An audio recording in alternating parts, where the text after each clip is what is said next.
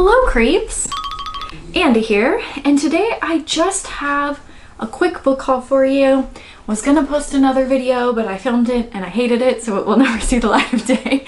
So I'm just gonna show you a few books that I've purchased or that I've received over the past month or since my last book haul. A few of these are actually still from my birthday. One of them I bought with a gift card for my birthday and it showed up like 3 weeks later, even though I ordered it from Amazon. It was kind of, that was kind of weird. But so that one. And then I also got another book from someone that they ordered and it didn't come until later. And so I got that too. So a few of these are left over from my birthday. Some of these I don't even honestly know where they came from or when I bought them. And then a few I purchased recently. I'm trying really, really hard to not just go to the bookstore every weekend and buy more books. I'm really trying because I saw how much I spent on books last year and it was quite shocking. But at the same time, I am reading like 10 books a month, so I think it's fine. Do you like how I'm trying to justify this to me and you? I think it's fine if I buy, 2 or 3 books a month. I feel like that's reasonable since I am reading about 10 books a month. So anyways, let's just jump in. I don't have a crazy amount of books, but this might honestly be the most random book haul I've ever done. There's just it's all over the place. And I also have one thing for my P.O. box to show you, but otherwise let's just jump on in. I'm just gonna go in the order of how I've received these. So the first one that I got was The Last Town by Blake Crouch. This is the third in the Wayward Pines series. The series, see? It's the third one. I'm not going to read the back of this one because I don't want to know what happens. This series though is about a man, I think his name's Ethan. Yeah, Ethan Burke. And he has an accident. He's like a Secret Service agent or something. And he has an accident on the way to a specific town. He wakes up in the town and everyone's acting kind of weird. And he can't figure out how to get out of the town, and he doesn't know if they're trying to keep him in or trying to keep something else out. The first one was super interesting, very action-packed. You get so much information in just a short few hundred pages.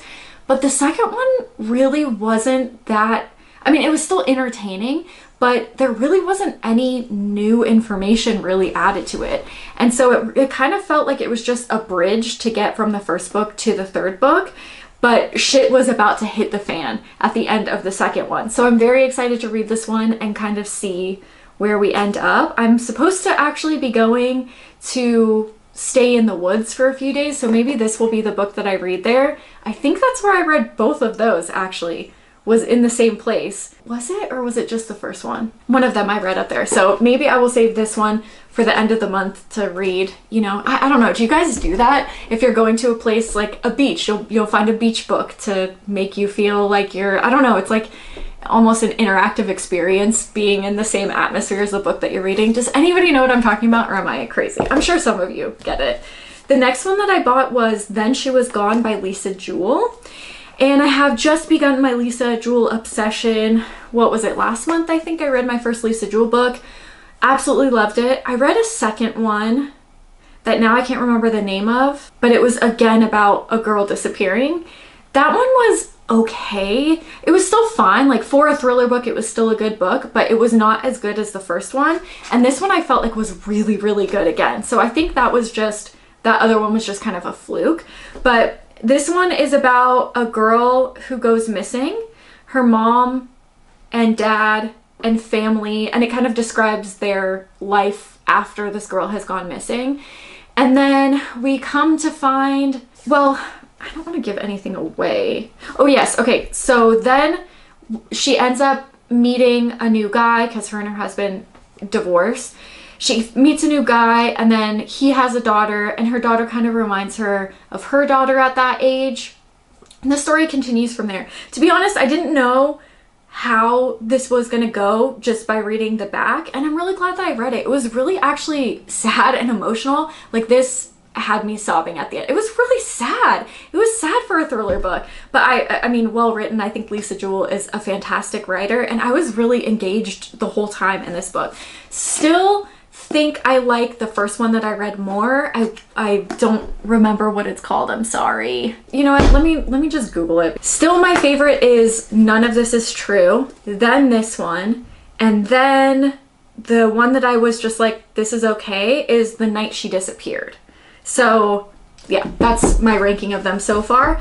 But I keep saying I'm not going to buy more books. I'm absolutely going out and buying more Lisa Jewell books because I already finished this one, and I already finished the ones that I pick up. That's the thing with thrillers. The second I buy them, I read them, and then I never feel like I have enough thrillers. So yeah, I will definitely be purchasing more of those soon, I'm sure. So this was the one that was gifted to me for my birthday that came later. This is Dead Sea by, is it Brian Keene? It says, in 2003, Brian Keene's The Rising revived horror literature's dormant obsession with zombies. In 2007, Brian Keene's Dead Sea knocked the obsession on its ass. The city streets are no longer safe. They are filled instead with the living dead, rotting predators driven only by a need to kill and eat. Some of the living will struggle to survive, but with each passing day, their odds grow worse. Some survivors have fled, frantically searching for a place to escape, even briefly, the slaughter around them. For Lamar Reed and a handful of others, the safe haven is an old Coast Guard ship out at sea, with plenty of water between them and the zombies. These desperate survivors are completely isolated from the dangers of the mainland, but their haven will soon become a death trap, and they'll learn that isolation can also mean no escape. This sounds really interesting, doesn't it? I mean, look at the cover. It's like an underwater zombie guy. I'm very excited to read this.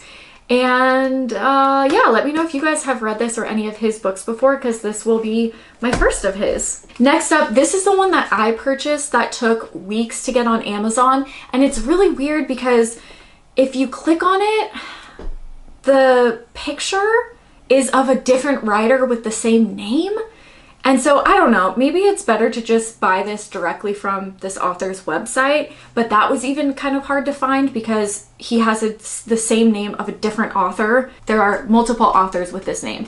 So I don't know. But anyways, this is called In Their Arms, a novel by Thomas More. This just sounded really interesting, and I actually wanted a different one, but this is the only one that was on Amazon. So I just picked this one up instead of buying it from the author's website, which next time I'll probably just do that. But it says, taking place across a mutating set of dark rooms, art galleries, blank apartments, and bedrooms, In Their Arms is an acute inspection of loneliness, desire, and confusion. The narrator attempts to simultaneously find himself and become lost completely in a world of sex, internet hookups, drugs, and pleasure. Within the arms of nameless and unknown lovers, a strange, often conflicted spirituality is hinted at.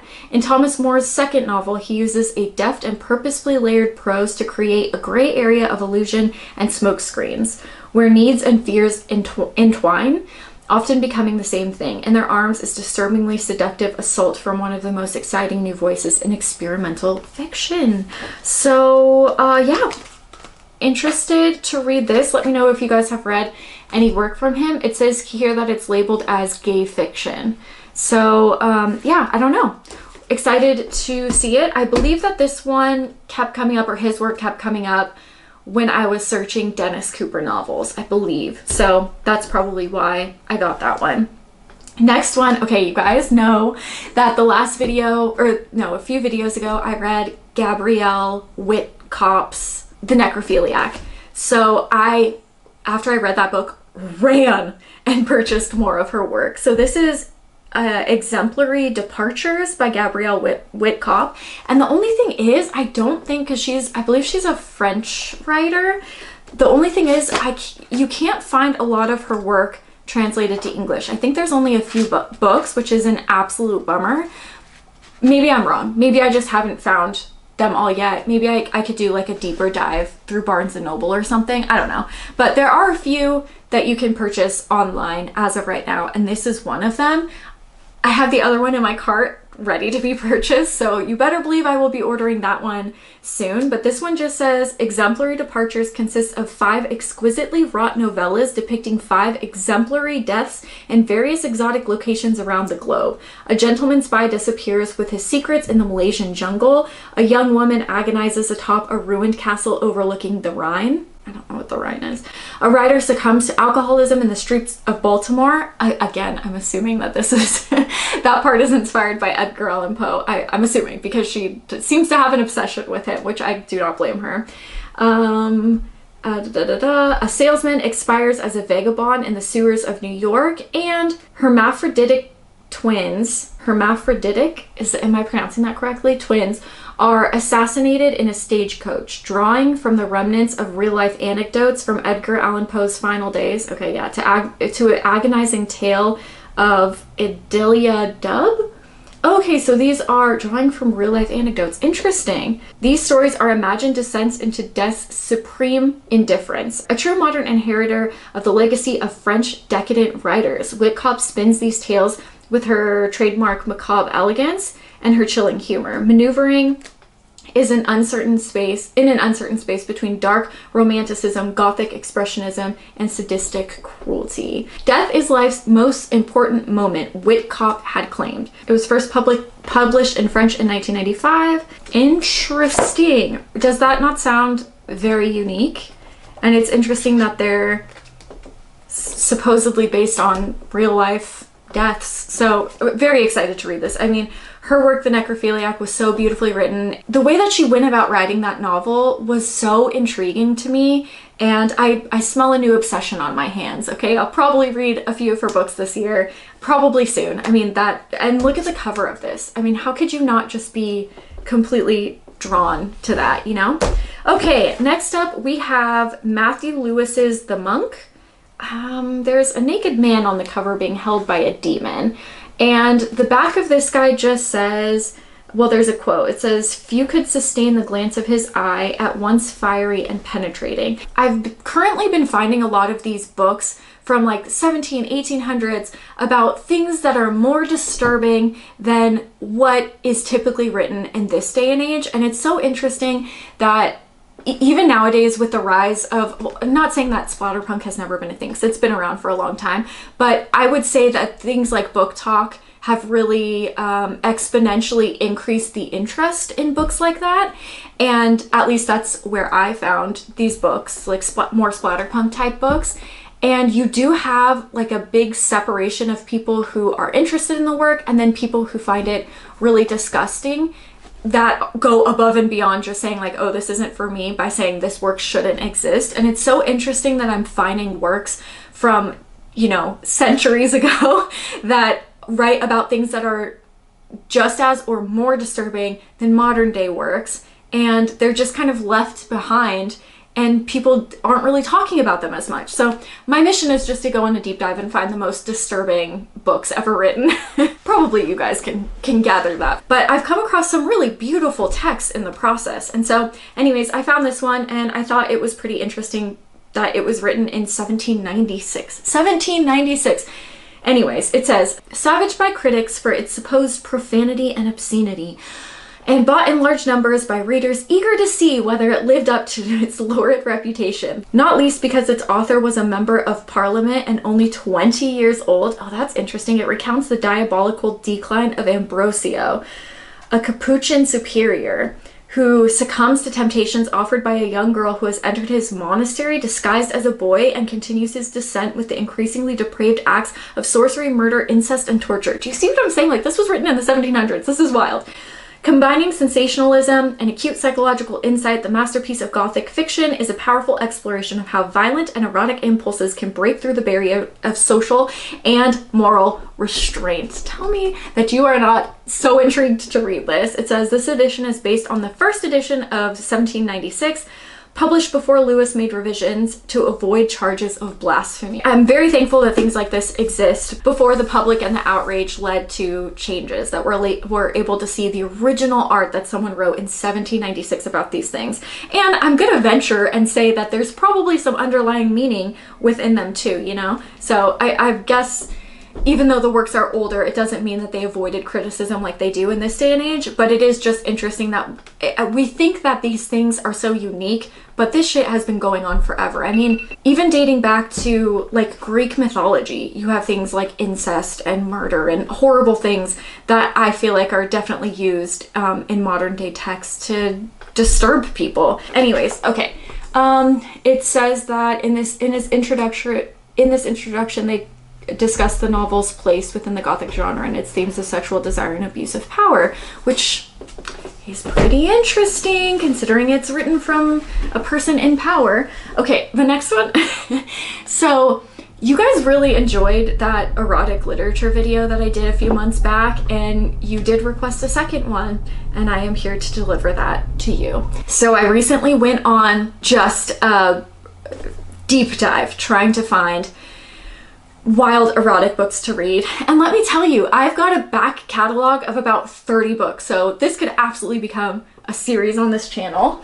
But the one that I'm going to show you, because a lot of them, since they're small authors and they're usually just published on Amazon, a lot of them don't have copies of books. You can just read them on Kindle, which is totally fine. But I got Bangin' My Birthday Bear by Holly Wilde. I'm not even going to read the back. I'm sure we can tell what it's about, but look at this cover. This cover got me. I saw this and I'm like, I need to read that. So just a little sneak peek of a future video that I'd like to share with you, because why the fuck is this? Anyways, the last thing I have here is a package from my P.O. box. This is from Lucinda Duval. Let's get in here. Look at how beautiful this is with the little wrappings, and yeah, this is very, very pretty. Oh, a bookmark. Oh my gosh, this is so pretty. Cool. Look at that bookmark. There's a little moon charm here, and then it's like phases of the moon. This is really cool. I love this. I will probably have to remove this tassel before I use it because my cat will try to eat it. But nonetheless, super, very, very super pretty. What? Look at how pretty that's really cute. That's a really neat bookmark. So thank you. And then we have her book in here, which I'm excited to check out. Man, the theme of colors in this is just insane. Very beautiful. Okay, let's see. Also have to hide this immediately before my cat eats it. Oh, she's a nuisance, that little demon. Okay, now we have, oh my gosh, and it matches the cover of the book. Are you kidding me? I mean, talk about a theme. That's really impressive. I am so impressed with this. Okay, so look at the book cover. It is called BFF, and it says Ride or Die. 1985 is going to be Amani's year, a past tragedy put to bed, her firefighting career on the rise, and her best friend Gideon, sorry, I'm like going against the light here, her best friend Gideon by her side. What can go wrong? Everything. Gideon is concealing two secrets that have the power to shatter their bonds. The first one he's been struggling to live with for over a century. He's a lycanthrope. The second is that his control over his curse is slipping. Despite Gideon's attempts to hide his condition, Amani learns what he is in the most visceral way imaginable. As a rift forms between them, Gideon realizes the beast he's caged for nearly a decade wants to tear its way out of him, and he's powerless to stop it. Desperate to save him, Amani enlists the aid of Razvin, a handsome and irreverent psychic with a few secrets of his own. Beneath the moon's fiery glow, the wolf's savage impulses quicken Chicago's pulse, and the lives Amani has vowed to safeguard are thrown into unthinkable peril. Faced with an impossible choice between loyalty and morality, Amani must risk everything to keep her best friend from being consumed by the beast forever. So this, oh my god, I didn't even see how cool this part was. Holy crap. That's pretty cool. Anyways, this sounds interesting. It definitely sounds, I mean, obviously there's some like creature stuff in here, but it also does sound at its core just like the relationship between friends, which I'm excited to check out. So thank you so much, Lucinda Duval, for sending that. I always leave all the books linked down below for you guys. They are Amazon links and they are affiliate links, so I do earn a percentage if you purchase them through the links, but if that makes you uncomfortable or whatever, you can just Google the titles, you know what I mean? But anyways, wow, how cool. That was like a whole experience opening that book. That was really neat. Alrighty, so let me know what you guys think about these books here. Let me know what books you guys have recently purchased.